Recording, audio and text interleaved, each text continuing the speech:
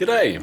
In today's video I'm just doing a very simple unboxing of a Samsung Galaxy A05s, and as a repairman I'm getting kind of tired of seeing the amount of Samsung models there are that are just cheap and crappy. Will this be one of them? Let's find out. Yeah, this has been opened once by the customer who dropped it in to get it transferred to it. Let's see what's actually in there. Not a lot in here.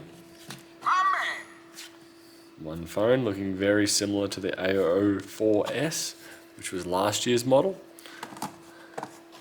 Look in here. There is no charger. So if you do require a charger with your cheap phone, you may be out of luck.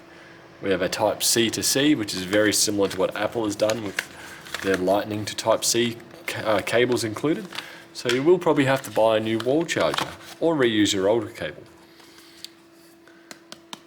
Got plastic here, relatively cheap, triple cameras. I'm assuming we've got fingerprint scanner on the side here, which personally I don't mind that. If I have a look at the screen, I did remember reading that this is 90 hertz, but I am curious.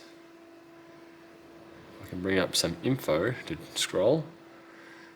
Yeah, I would agree with that. That does look to be about 90 hertz. So a 90 hertz IPS display. I suspect it's IPS just because if I tilt it, do get a slight inverting of colors. Very, very slight. IPS normally doesn't get that, but I'm just looking at the whites, and when I tilt it, it does seem to be slightly shifted. So I don't believe this is OLED at all. So 90 hertz display. Triple cameras. I did read that this has apparently got a Snapdragon 680, which is a fairly budget one, but a lot better than what I would have expected in something of this model. Granted, Samsung being Samsung, they've probably got an Exynos version, and this is probably it. So the overall running speed of this, time will tell how good it is. Just does annoy me with the budget phones that they had. They had the Samsung Galaxy A20 and A30 that was released in Australia for around about $300, almost 4 years ago.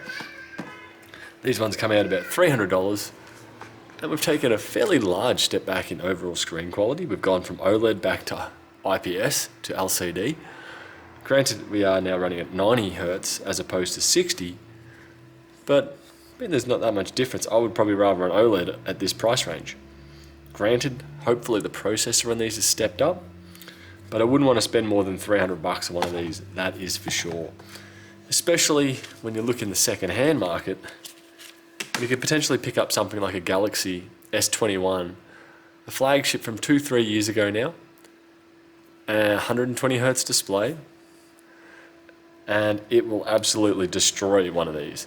Apart from the battery, which may be getting a bit tired and getting due for a replacement, but if you're thinking of buying one of these for $300 without a charger, do have a look at your local sellers and see if there may be some S21s, S20s, or S22s if you're lucky, for a similar price to what these are brand new.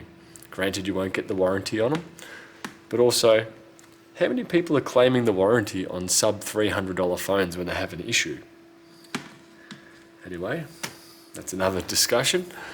What I'm going to do from here is I'm going to use Smart Switch to transfer from their damaged Samsung Galaxy A31 to this one. So I'll get into that, and I'll see you guys later. Bye.